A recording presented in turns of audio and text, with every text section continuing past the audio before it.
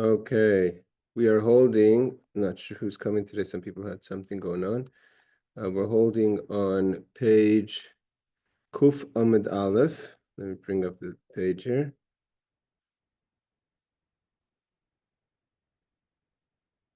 Okay, we're holding on page Kuf Amid Aleph. Question here. Okay, Kiyasser Abdimi at the bottom of the page. Kiyasser Abdimi Amar Kadosh Baruch Hu. So Kiyasser Abdimi, when he came from Eretz Yisrael to Bavel, he said, also the Kadosh Baruch Hu litin l'chol tzaddik v'tzaddik migloi umsoi. He's going to get a full handful, so to say, of blessings. As the verse says, the pasuk says, Baruch Hashem yoim yoim. Yamois is the same word as umsoi lanu. So blessed Lord who day by day bears our burden. God is our salvation, Selah. So Ha'el Yeshua said Amalei Abaya. So that's the word Yamas is, so it's a full handful that Hashem is going to give the Jewish people of blessing for the tzaddikim in the world to come. So Amalei Abaya said to Rav Dimi, Efsher Heyaron, we're holding page 100 and A on the bottom. V'chi Efsher Loimerkein, can you say that Hashem is going to give a full handful to save blessing? V'alei Kfar Namar mi madad v'shamayim bezeres tikoin, that it says in Yeshaya, who has measured the waters in the hollow of his hand and made it out to heaven with the span, meaning the span from his pinky to Hashem's thumb. So you can't measure, you can't sort of say take in the measurement of Hashem. So how is it possible to say, how can a person receive a handful from the Holy One, like he says? It's not something we could receive. It's too great for us, so to say. So Rashi explains, you're going to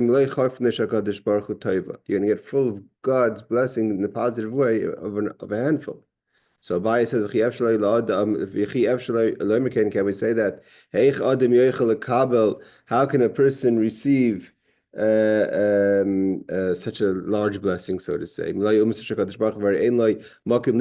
nowhere to put it so large. The whole world is only like the span of Hashem's hand, which is like from the thumb to the pinky. So how could you say that a person, an individual, is going to have such a blessing when it's the size, it's greater than the size of the world?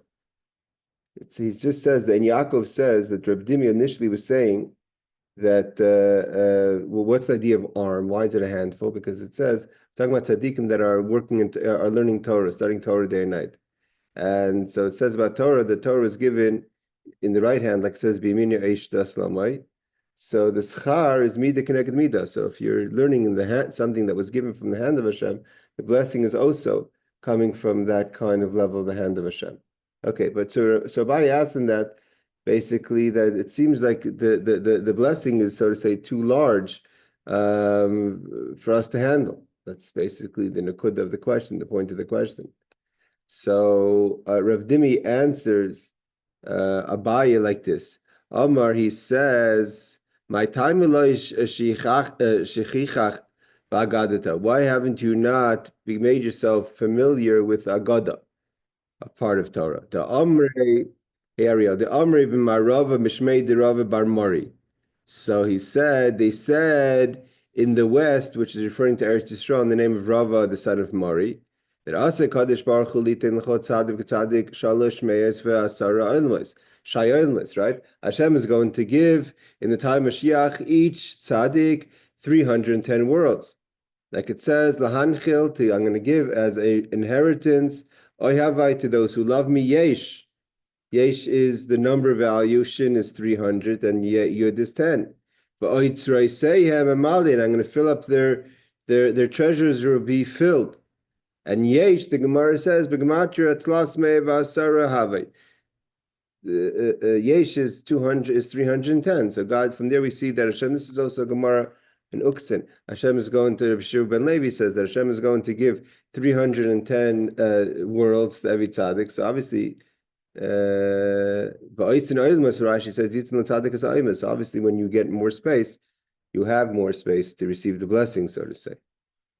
Okay, and we'll get to the note a second of Reb Steinsaltz.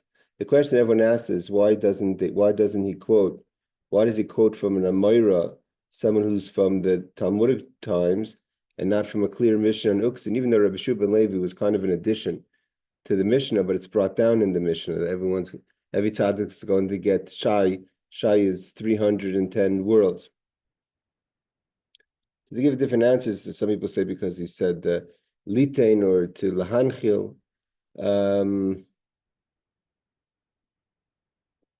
The idea of we're going to see the idea of 310 is 310 together makes 620, which if you add them all together is the 620 mitzvahs, the 613 plus the 7 rabbinic. And if you have half, it's like half of the response, so to say. So let's see what Rabbi Steinsaltz says. He says, finish off this Gemara and get to the next piece. He says, Hashem is going to inherit to every righteous person 310 worlds. Many said his question why the statement is cited here in the name of Anamora, meaning of Rava Bar Mari, while the last Mishnah in Oktzin, it is cited in the name of Rabbi Yeshua ben Levi. Again, Rabbi Yeshua ben Levi himself, but he was right after the time of the Mishnah, and he's quoted in the Mishnah. Sometimes we haven't quoted in Avos as well. Some distinguish between the formulation there, that it says who will be quait, and the formula here is he will give. Apparently, though the final phrase in the Mishnah is not an integral part of the Mishnah, like I said, because Rabbi Yehuda Nasi was before Rabbi Shua ben Levi, but nevertheless, but a statement that was later appended as the conclusion to the Uktzim, but nevertheless, he should have quoted it from Rabbi Shua ben Levi. Okay, other people asked this question as well. So what's the idea of 310 worlds?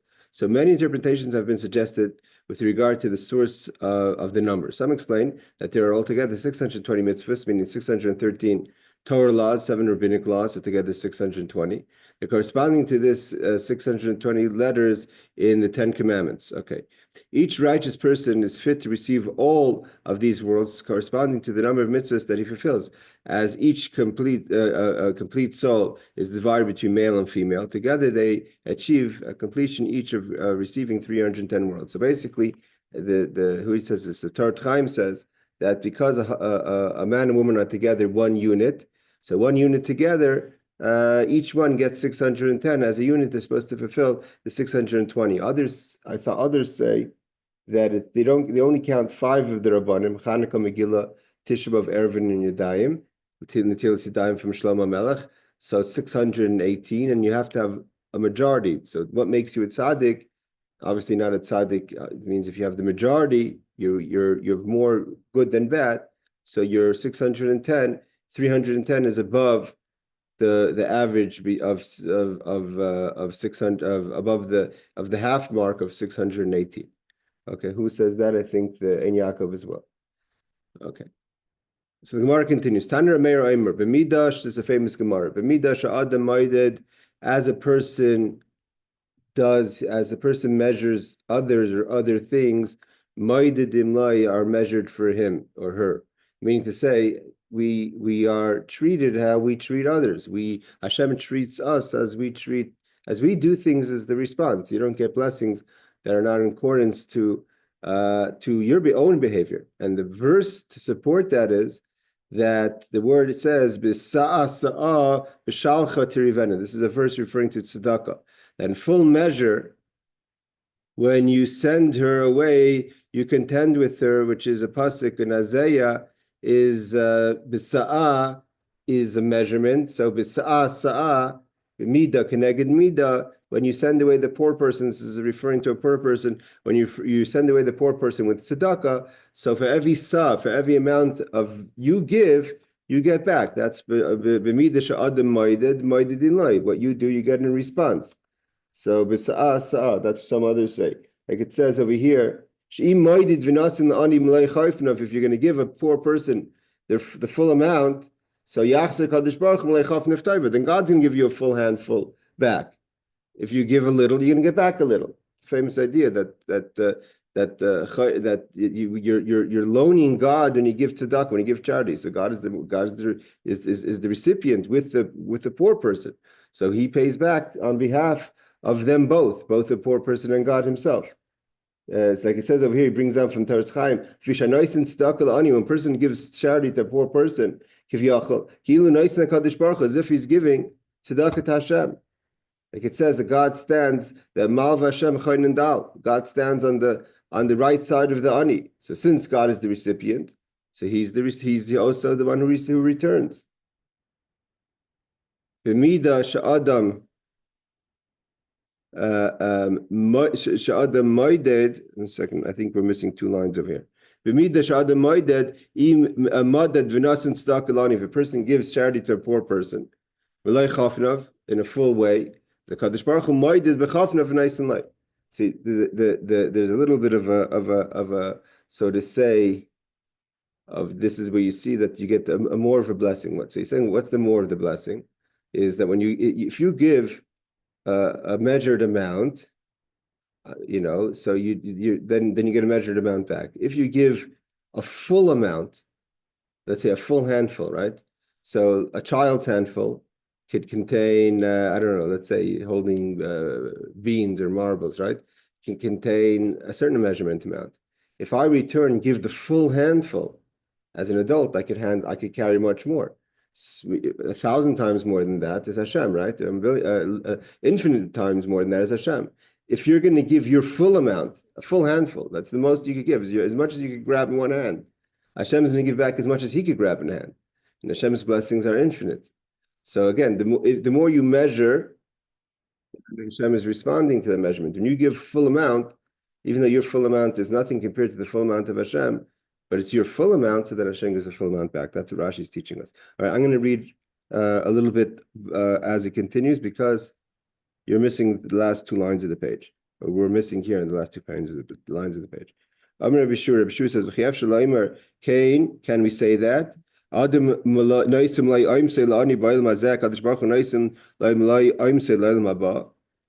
you say that one person gives a limited amount in this world, and God's gonna give his limited meaning your full handful, which is limited, to Hashem's limitless amount? Like Rashi says,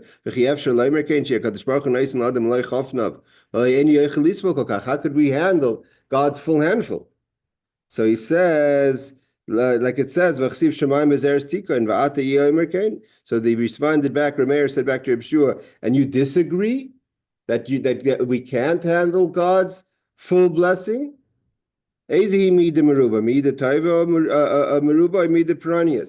is, where's there more, so to say, God's limitless? We see that all the time. In punishment or in reward. Even when God punishes, it's nothing compared to how much he rewards, right? Right? He gives 1,000 times more. So everyone agrees that God gives blessings more than punishment. And if we could see now, we're going to see how much we can handle in punishment. Surely we could handle a tremendous amount in blessing. I would say, positive, the good attribute is more than the punishment. And when it says by the positive, it says that it says he commanded the clouds, we're talking about rain, from above and opened the doors of heaven. Das Shemaim is the doors of heaven. And he gave them a man. So when God blessed us with man, so he opened the doors of heaven. And when it comes to punishment, we say, we only opened up the windows. Windows are obviously smaller than doors. So we see that in punishment, we get much less than we get in reward. And if we could handle, now we're going to see in a second, if we could handle, unfortunately, tremendous punishment, then surely we could handle tremendous reward. Again, what Rameir is saying is an amazing thing. We're talking about Palapashat Yad, Naisin, we're holding Purim now. It's the time when one gives tzedakah. So what Rameir is saying is that there's an idea of giving your max, of expanding yourself, going to your max, even though your max is very limited as a human being, but God responds to the max part, not to the giving part. It means the giving max part, and his max is okay. So the commentaries say.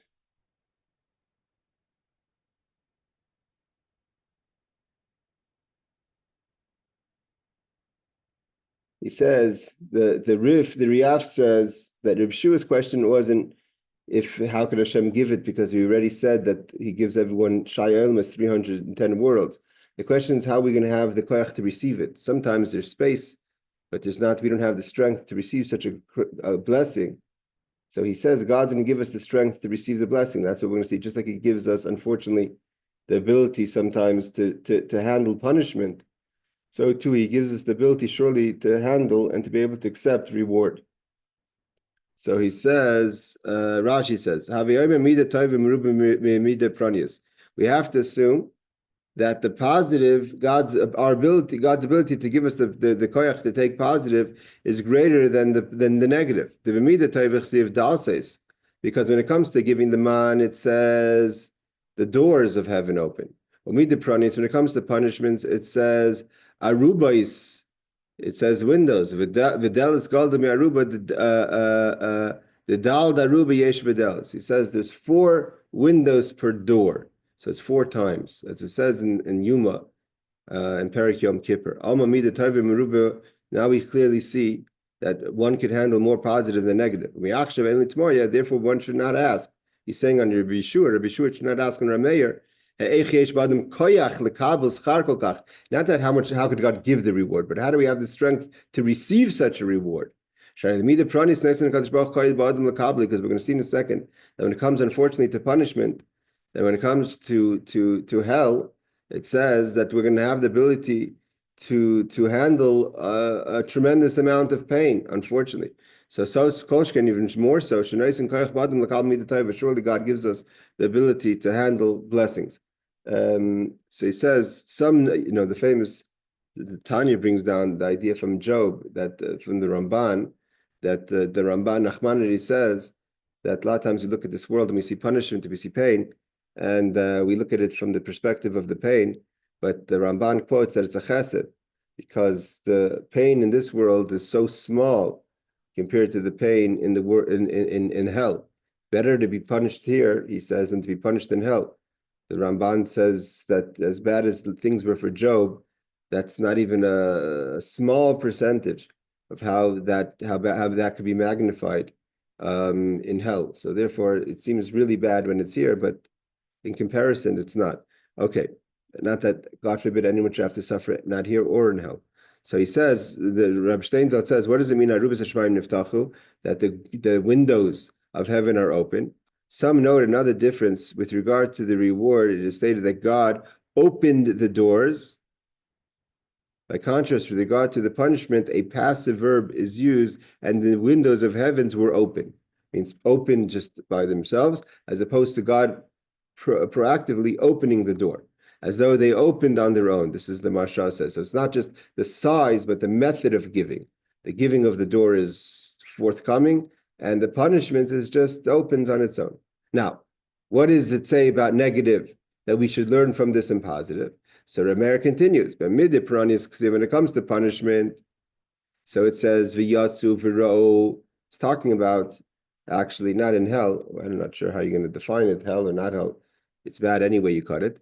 It's talking about how things are going to be in the world to come, and after the Mashiach, when there's the war of Gog and Magog. So it says v'yatsu v'ro b'figre anashim. You can see the carcasses of people, hapoishimi, those who sin against Hashem, that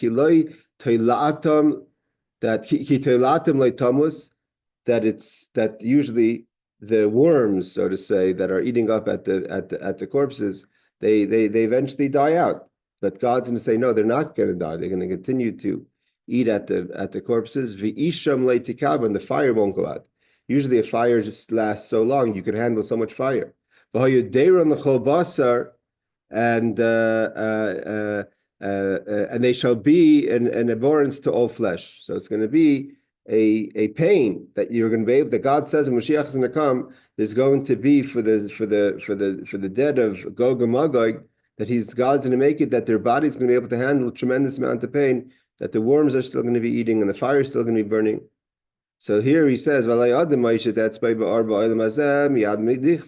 I'm in this world, as soon as I put my finger into the fire, it burns. That's it. Just like God is going to give in the time of Mashiach, the Rishayim, the ability, like it says by the splitting of the Red Sea, that God made the Egyptians suffer, that they were able to withstand the pain. So too, when it comes to the time of hell, God's going to make that the Rishayim could withstand the punishment. So surely, if God could over punish in a way that we could handle more than seems regular, surely surely we could get the blessings from Hashem, and therefore it's not something that we should be concerned about how we're going to be able to receive the blessings of Hashem. Okay, this finishes this part of the Mishnah. Now we're going to go into a very interesting part of the Mishnah. Rabbi Kiva says we're talking about who doesn't have a portion in the world to come. So now Rabbi Kiva adds to that afa koyer b'sfarim hachitzaynim. It's also someone who reads external literature. We're going to see what that means. The Gemara is going to go into that. What does it mean? It means, and what is the problem with that of studying external literature? So there's the issue of bittul Torah. It means there's both what you call there's what you should be doing instead of studying that literature, and what the literature itself does damaging to the person. So Rabbi Kiva says, someone who studies external literatures is also not a person who's worthy in the world to come, of a share in the world to come. So what does it mean? Now what does it mean, Sfarim Chitzaynim, in terms of external literature? Rabbi Steinsaltz, again, a lot of the Gemaras that we have are censored after the censoring because of the Christian publications. The Jewish publishing houses had to go through a censor and change words. So in the Gemara of Vilna, it says B'sifrei Tzedokim, like heretics. The Tzedokim were people that lived in the time of the first base, second base Hamikdash, who kind of misread the Torah. But Rabbi Steinsaltz, now we live in 225 and doesn't feel concerned with the censor. And he, in all things in the Talmud, he took out the censor. So here he adds B'sifrei Minim in what kind of books? The books of the heretics. So he doesn't translate in English, but Minim is also referring to Christian books. Rabbi Yossi Amar, Rabbi Yossi said, B'sefer Ben Sira. Okay, here we come into a complicated Gemara. Now, what is considered Sefarim Chitzaynim? There's two ways to look at it. It means, is Sefarim Chitzaynim, is external books, literature, what one should not read, is it meaning to be something really negative, like it's books of heretics, things that are literature about against Judaism and the one God, etc.? Or is it within positive books themselves, or books that are not worthy for you to be studying? Instead, you should be learning Torah, or you could misread them and learn them in the wrong way, so therefore they're damaging. So Rabbi Yosef says Ben Sira. It means the books of Ben Sira. Let's get in a second to see who Ben Sira was. Nami Asl Mikra, he says that's also forbidden to read. Now, the Gemara is going to go into a long list of reasons to try to figure out what is wrong with the literature of Ben Sira. So who is Ben Sira? Ben Sira, a lot of people say that Ben Sira was the son of Yirmiyahu Hanavi. That's not accurate. Ben Sira lived in the time of the Second Temple, the beginning of the Second Temple. He wrote a book, the Sefer Ben Sira. The book of Ben Sira is full of seemingly holy ideas, so much so that the rabbis had to bury it to say that they didn't want people to think that it would be considered part of the Tanakh, part of the written law, the written Torah. There was maybe a thought that Ben Sira should have been part of it or not part of it, so they buried it because it's not part of it. Now the problem is, so what is there anything wrong with the book itself, or is that people may have thought that the book was part of the Tanakh? Ben Sira lived in the time of the Second Temple, in the beginning of the Second Temple, just at the end of the prophets that we have of the Tanakh. He knew Shimon HaTzadik. I listened to a little bit of a podcast to get some history on Ben Sira.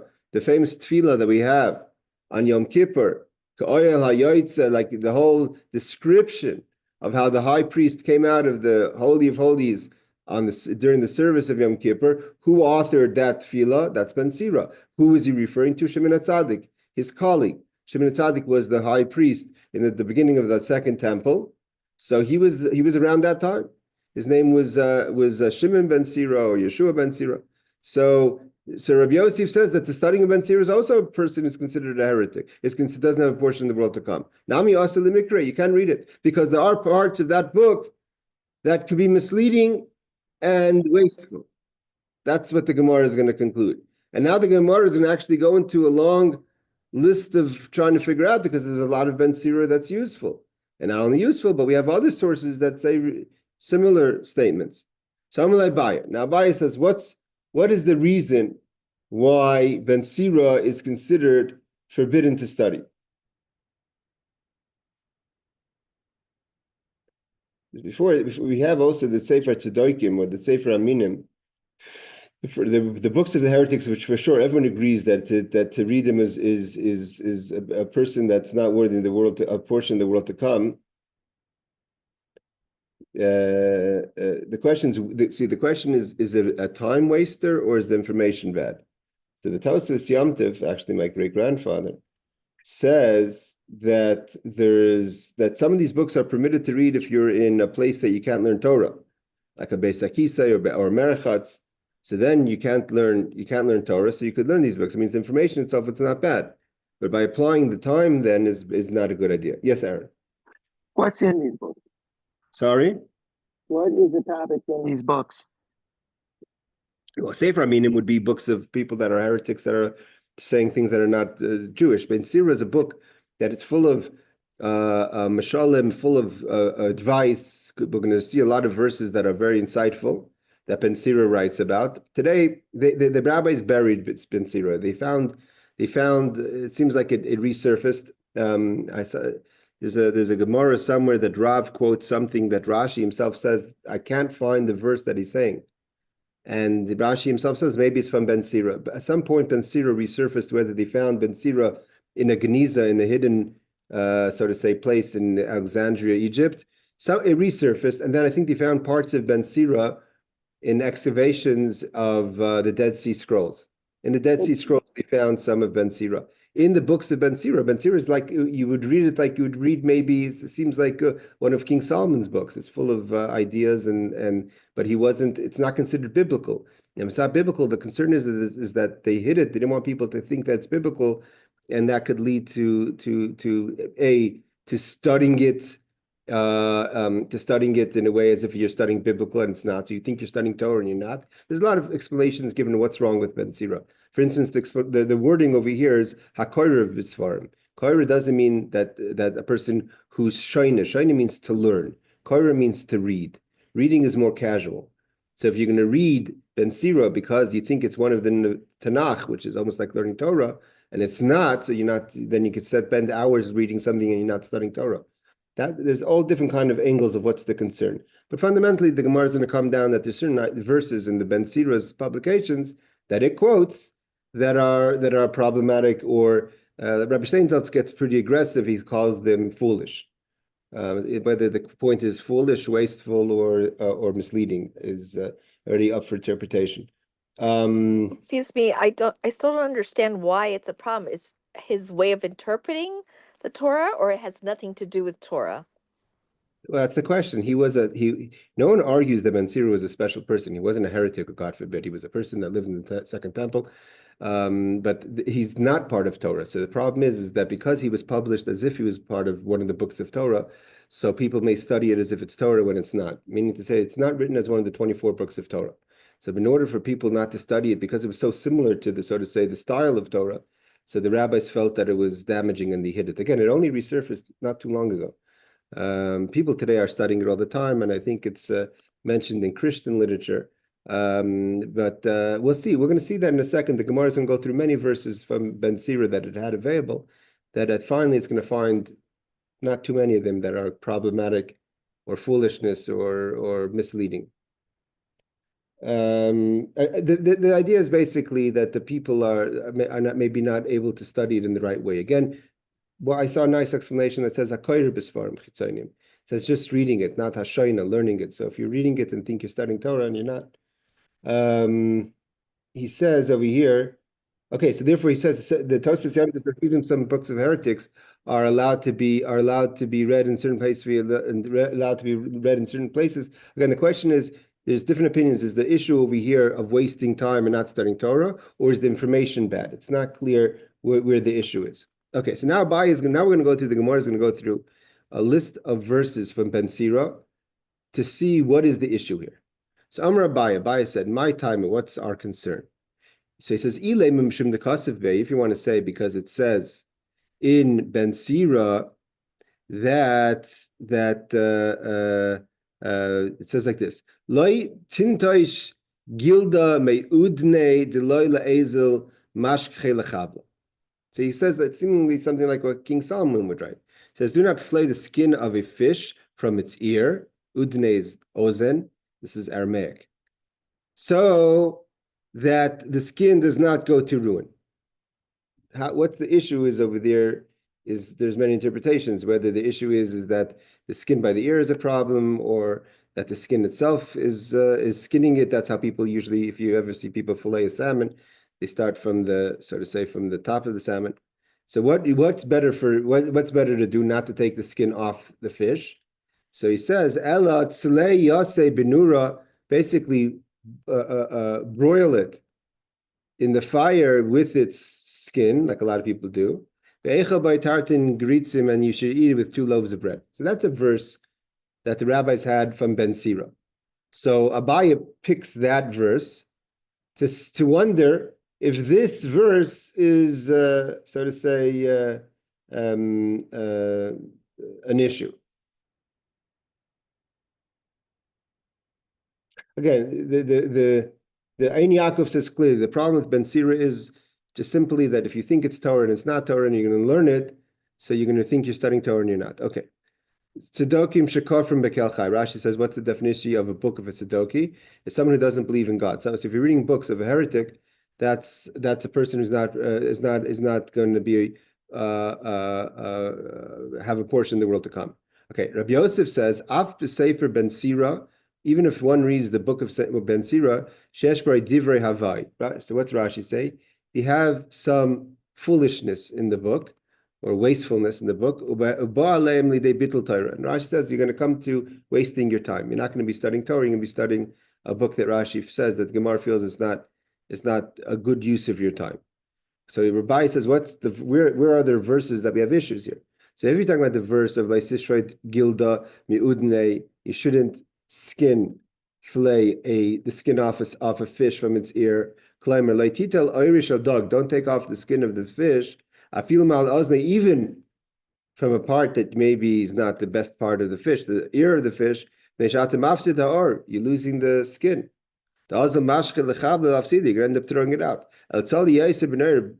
Better broil the fish in fire, and you'll eat it with 2 slices of bread.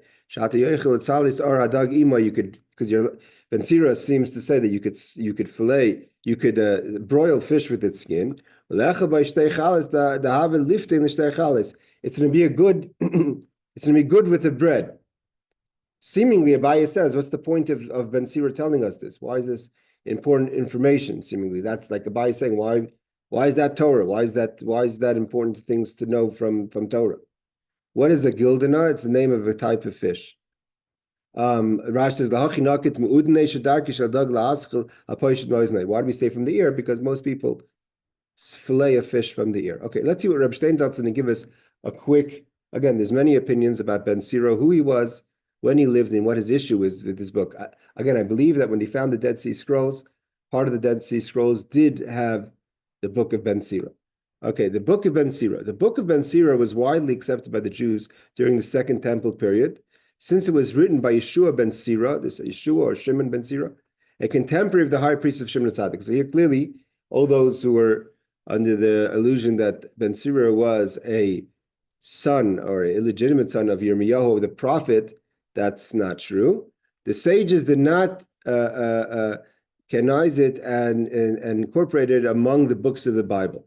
So it's not part of Torah. Translators of the Bible, in other words, the authors of how do you spell that? Septuagint in Egypt, incorporated the book of Ben Sira into the Bible. So non-Jews have put it into the Bible. Still today, it appears in many foreign language editions of the Bible based on the translation. The book, in its present edition, including the experts discovered in the excavations at Masada by the Dead Sea, and in the caves in the Judean desert, also by the Dead Sea, is written entirely in Hebrew. Furthermore, all the Aramaic passages attributed to it in the Gemara, like we just read now, was a Aramaic. That's not Hebrew. That's not Lashon HaKodesh. Are not found in the book. So here, Reb Steinsaltz says that what the Gemara quotes of the book is not what we have of the book. Another book was whose existence is known, is written in a combination of Aramaic and Hebrew, maybe like Ezra or Nehemiah, and is based on the wisdom of Ben Sira. Okay, that book includes various matters, among them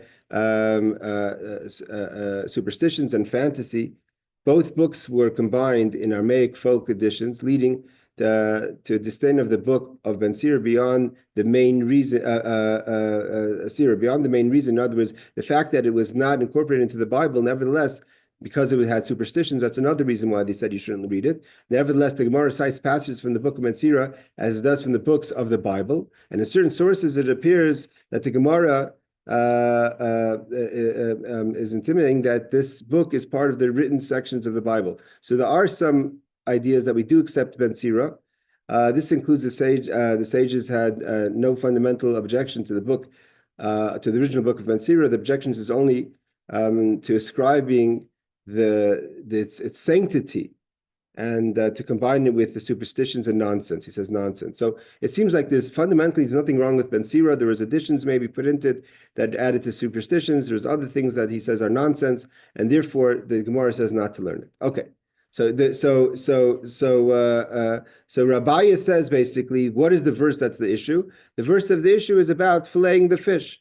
Why is that important? Why is that part of Torah? So the Rabbiya says, no, that's nothing wrong with that verse. Why? Because imi pshate, if you want to say it's talking about the simple translation of not wasting the skin, so that also the Torah says, by Raisa, meaning the Bible, the Torah. Now it says, Lo sashchas eitza. You're not allowed to even destroy wood. So how could you destroy? So you can't destroy food either. So the idea of Lo sashchas, baltashchas, of not being wasteful, that's not just that's not just found in Ben Sira. The Torah also says not to waste things. So what's so wrong with Ben Sira? Imedrasha. And if you want to say it's teaching us about the medrash, what's the medrash means? It's hinting to another thing. He's not just talking about filleting the fish. He's alluding to something else, meaning that when a person has relations, should have it in the typical manner, not in the atypical manner. And that's what he's really hinting to by saying, don't throw the skin out. So he says that also it's also something that the Torah will tell us as well. It says, if you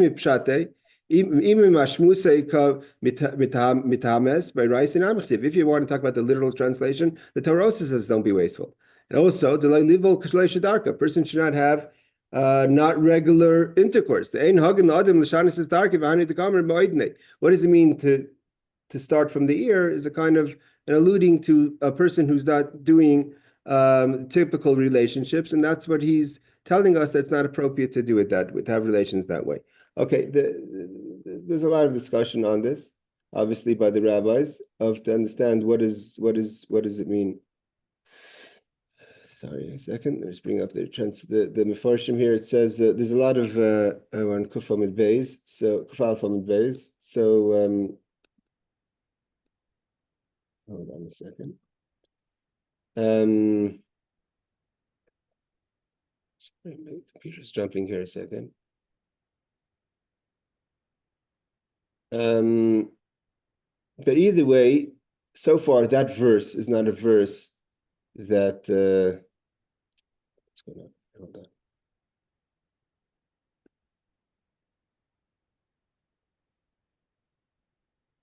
That's not a verse that Rabbi says is problematic, because the rabbis agree to that as well. And so far, he hasn't said anything. We haven't quoted anything that's problematic.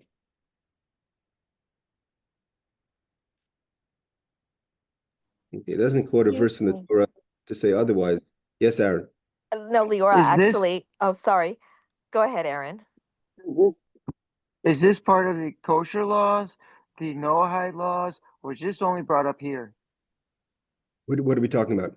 The fish skinning from the ear. Or Mhm. just as a metaphor, the skinning from the ear, not wasting the skin. Is this like a kosher law, a Noahide law, or is this just brought up here, or is this just a metaphor? So he says that's the question. The Rabbi says if it's talking about the literal translation, the Torah says clearly not to be wasteful because there's value to the skin of the fish. Don't waste it. So he says Or to say where does it come from?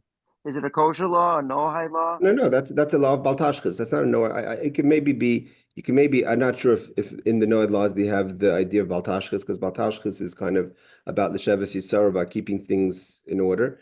But keeping things, I'm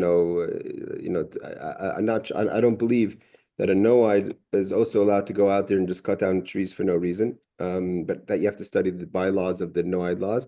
But clearly, in the 630 mitzvahs, we have an idea of Baltashkas. You're not allowed to waste things. So if the skin of the fish is useful, then to throw it out is a waste. So basically, Abai is saying that's not enough of a reason to bury. Meaning to say, you look at the verse and say this book that verse seems to be foolish or not part of Torah. It's not an important piece of information. It's just telling you how you're supposed to skin, how you're supposed to eat fish. So Abai says it is an important piece of information. It's teaching us not to be wasteful.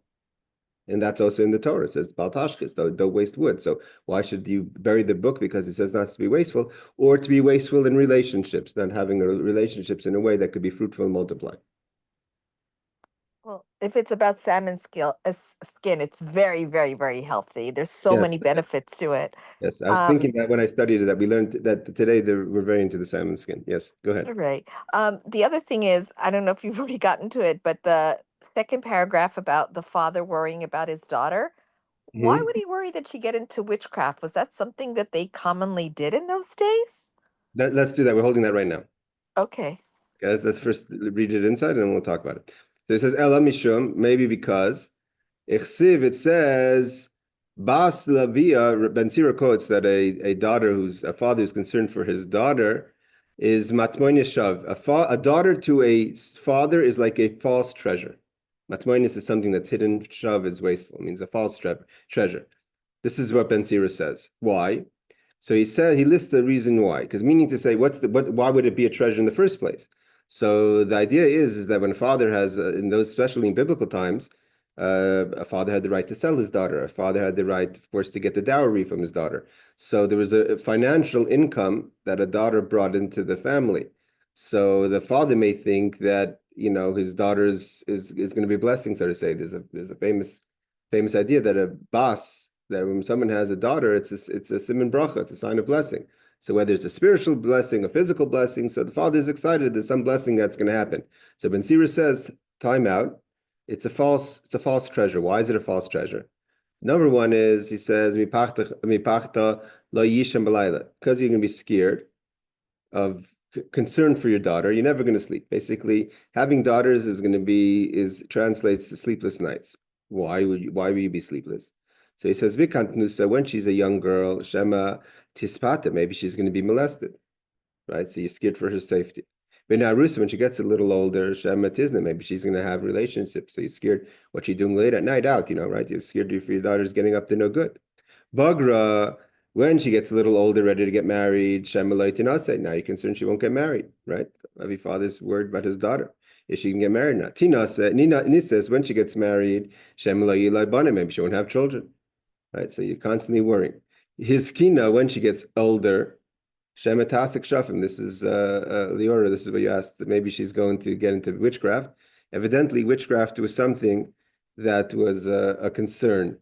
I don't know if it's a combination. It means there's 1 + 1 = 2 = 4 = 6 = 8.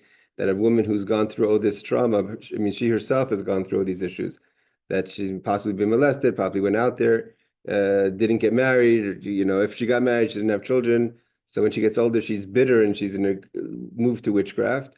Or witchcraft at an older age is a concern. When the Torah says "Mechashefa lo techaya," it says a female witch should not be left alive.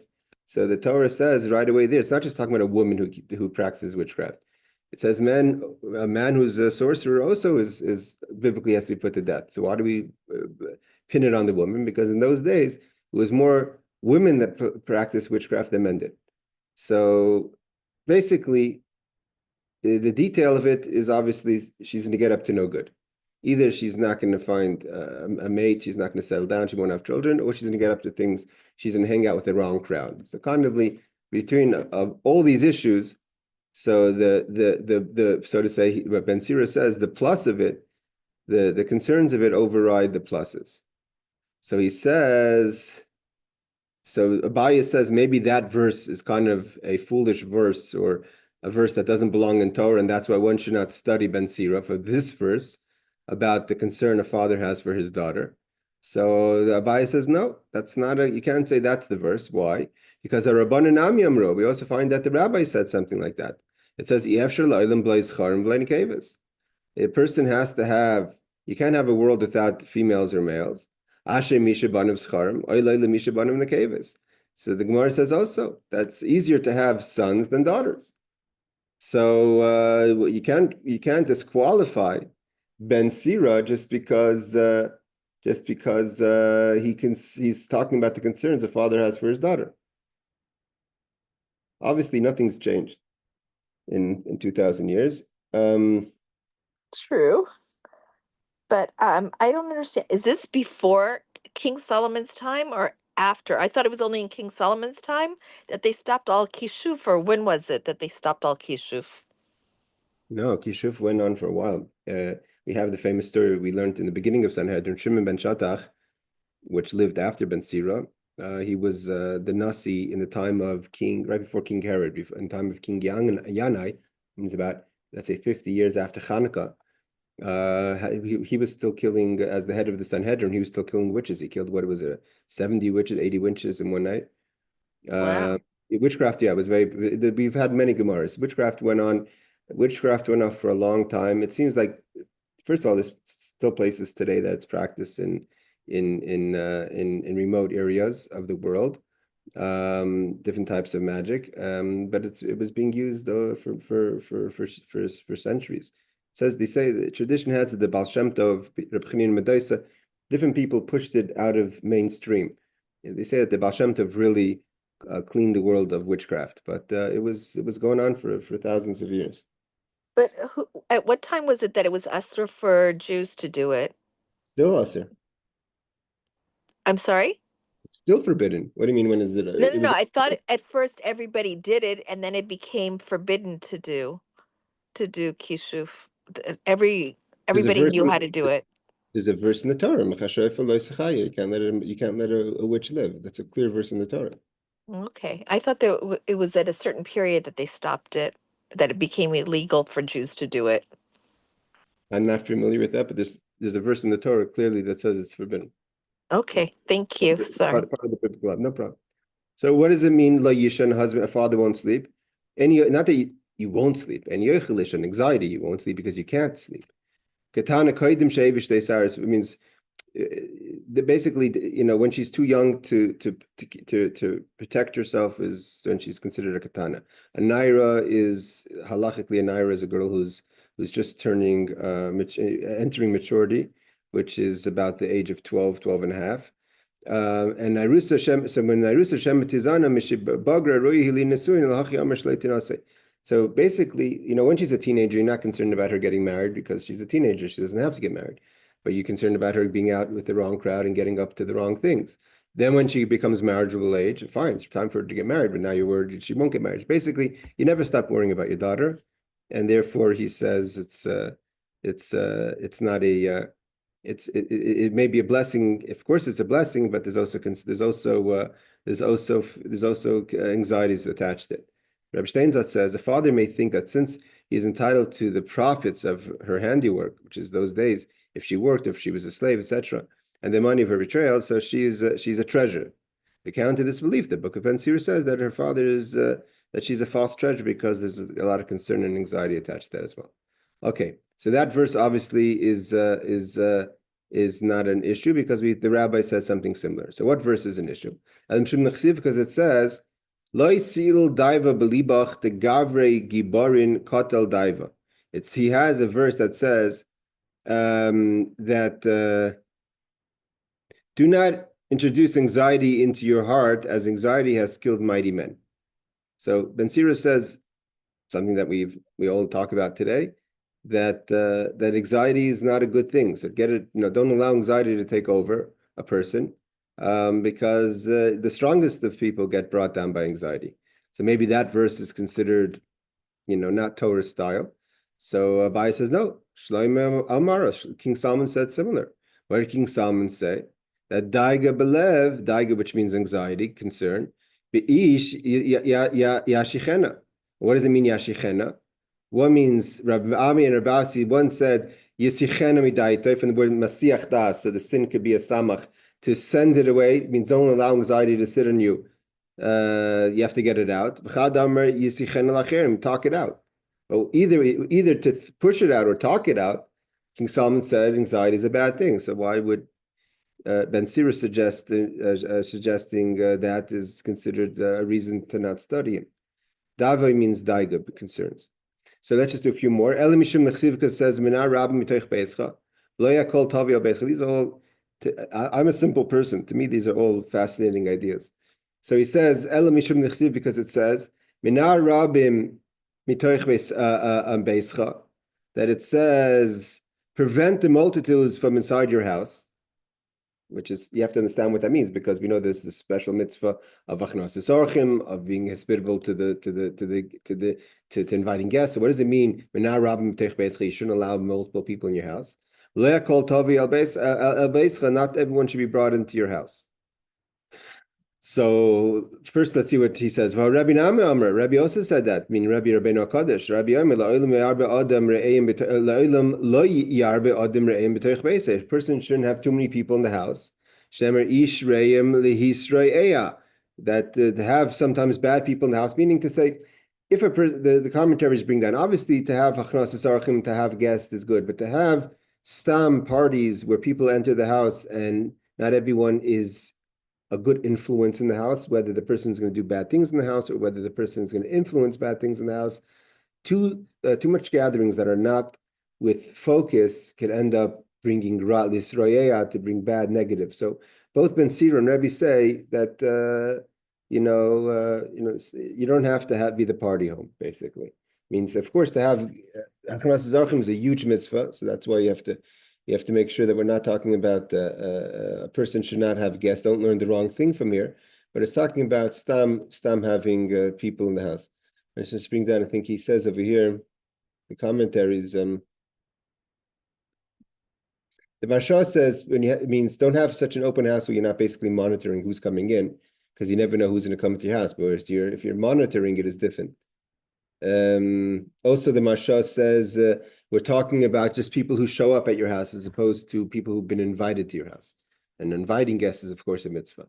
So Rashi says, Minar Rabim Oisam She'ein Lecha Esek Imoy Mina Mitech Beischa. So Rashi says the people that you have no association with, you should maybe not, they shouldn't be just entering your house just like that, because again, you don't have no association with them. You have no idea of knowing what their influence is. So what's the difference? It means if you read what Ben Sira says, it seems like he's saying two things, but it's really one thing. He says, don't allow multiples in your house. Not everyone should be brought to your house. What's the difference? So Rashi explains that people that you don't know, you have no business with, you have no esek with them, you have to definitely be careful who comes into your home, right? Everyone knows that. Be careful who you allow into your house. Then he says, afilu oisim shatim sasik imam, even people that you have to do with, not every time you have to have them over. Means you may think that I have to constantly have them over. He said, Rashi said, but basically we see from both Ben Sira and Rebbe is a certain idea of comfortable distance sometimes is required in a healthy environment. Ish roim sheish lam roim har, people that are bad, Rebbe says, this royeya l'seif mariam loy shemiskaitet imayim. Rebbe says also that you're going to have to do with them, and that's going to bring bad influence. I think we have time for one last one. So we still haven't gotten to what's bad with Ben Sira. All we've done is quoted things from Ben Sira that may have been seen as something negative, but they're not. Another verse that says like this. This is the verse that tells us that why what Ben Sira said is a reason to not study his writings. It says Zaldikon, which means a kurtimon, that a spear-bearded man is clever. This is if you see a person with like a thin, sharp beard, that means that person is smart. Avdikon sachsachon, a thick-bearded man is a fool. Dinfach bechasei loitzache, one who blows, the nefach is from blowing, bechasei from the word from the cup, is not thirsty. Someone's blowing at their drink. I don't think it means a hot tea, because that's normal. Everyone blows at a hot tea. The Rashi seems to say like you're blowing off the foam, like just like blowing at it, kind of playing with your food. So that person's not thirsty. Basically, you're wasting time giving them a drink. Amar b'mai eichel achma, when a person says to you, what, you're giving me bread? So lachma sav minei, don't give him bread, because that person's not hungry. It's again a person who's complaining about what kind of food, if they were hungry, they would eat. Man de islay ma'abarta bedikne, if someone who has a parting in their beard, some people learn parting or different colors in their beard. Kuli amala yachale, he's no one's could overcome them because they're too clever. Okay, now this is the verse that kind of locks in one of the reasons why we don't study Ben Sira. Meaning to say, what's the issue with what he writes here? He's giving like superstitious suggestions, like every person with a thin beard is smart, every person with a thick beard is stupid. Not every person who blows at the drink means they're not thirsty. Like basically, he's being too certain about how people are going to judge things. And the reason the rabbi said not to study him is because it becomes you start judging people based on appearance. Again, there's a lot of body language that people study in people that you could see what they're who they are. But to make that as a statement for everyone, to be able to be an expert in that and start passing judgment and behaving based on that, that's where it gets complicated. I mean, to say, someone who takes a quick look at a sefer, again, like based on the people who teach, the issue is koiri, you're just reading it, and all of a sudden becoming an expert how to judge the situation, that's why they find it foolish. Okay, let's just finish this and we'll wrap up. Zadlkan misha zakani daka v'chalusha. If someone has a kind of thin that beard, then you should know he's very smart. Again, that's like not everyone who's smart has a thin beard. Avdikan sachsachan misha zikni avashaitu. Not everyone who has a thick beard is a fool. Sachsachan kamay kol bar chana sachsacha b'barasra. Okay, it means a fool. Nafach bikasia, someone who blows at their cup. Misha nefeich oifish b'kaisi. If you're blowing out, so I would say the foam on your drink, you should know that person's not thirsty. Again, it doesn't mean everyone blows at hot tea. So I don't think he means that. When a person basically says, what are you going to give me to eat? Bread. You take away the bread from that person, because that person's not hungry. The person who's hungry would just eat, wouldn't start complaining and asking questions. Man the islay ma'avra bedikne, if you have a path, a separation in the beard, you see some people have like separation in the beard. So shezikne machulak umfutzel v'yesh by bein shtei shavilas kimin ma'avra, and there's like a passage. Kuli amalayochelei barimi musa demitoich shechashav kol yomer baramus who meisim yadi lezikne umeishach yadem shemchashav ad shnikachra. Well, so here he gives a reason why. Why a person who has a split beard is smarter than most people. What caused the beard to be split? Not natural growth, but he's thinking so much that he was pulling at his beard and caused it to separate. So that person is ahead of the game.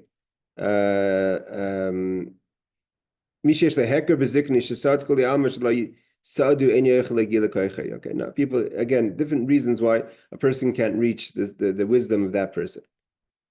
So Rabbi Steinzot says, we'll stop here, and then next week we can finish off a lot of positive things about Ben Sira. Some explain that the statement caused the sages to render the book forbidden, not only because it is inaccurate advice to say that everyone who has a thin beard is smart or a thick beard is stupid, but also because it could compromise one's faith. One who believes that external inborn indicators determine one's personality traits, will make no efforts to address his shortcomings. Oh, so here I'm saying the Yad Ramah says a good point. It's not only that you're going to misjudge others, you're going to misjudge yourself. If you have a thick beard, you're going to say, well, what do you want from me? I'm a stupid person. Everyone who has a thick beard is stupid.